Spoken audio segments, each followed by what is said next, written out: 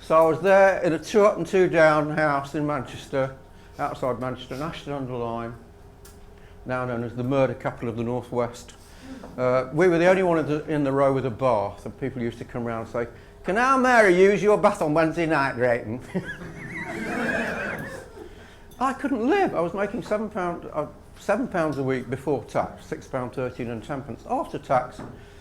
And a very, very sophisticated and well-connected friend who worked in advertising and seemed to be doing quite well, said to me, "You know, you do well in advertising, Drayton." Well, I was aware of advertising. I'd seen it going on.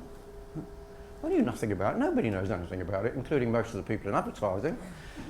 So I went to that building, that's Manchester Public Library, Central Public Library, to look for the books on advertising. Slim pickings. I don't know whether there were 2 or 3. I think there were 2. I read both of them. And I thought, this is great. I love it. Because as a child, I'd been interested in 2 things: to be a writer or to be a barrister. Yeah? And I thought, this is like commercial advocacy. I really like it. So I read all the books. And then, but I couldn't get a job.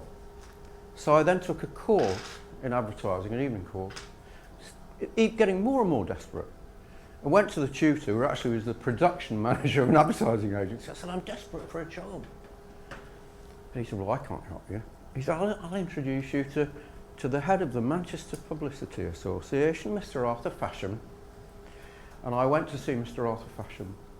And the first thing you've got to realise about interviews is that very often they're just an opportunity for the person who's doing the interview to talk about himself. So Mr. Arthur Fasham talks about himself, and I realised very quickly that he was very right-wing. And this was just after the Great Suez Adventure, when the British went into Egypt and generally made a fool of themselves.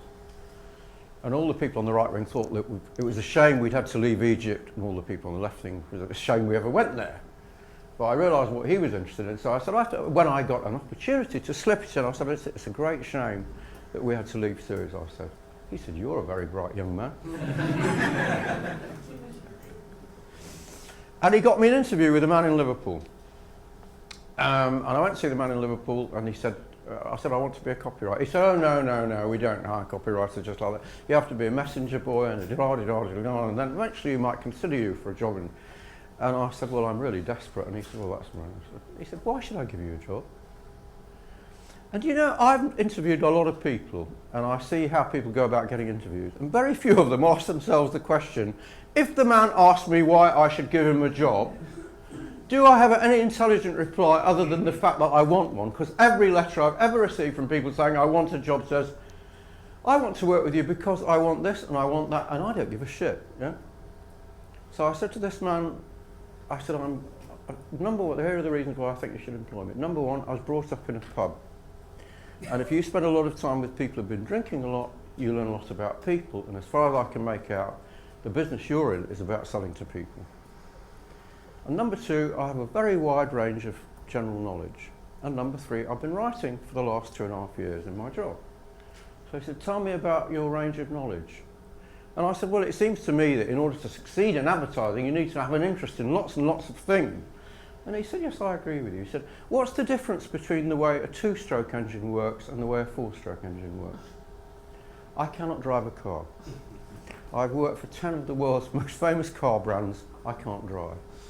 But I did know the difference between a 2-stroke and a 4-stroke engine.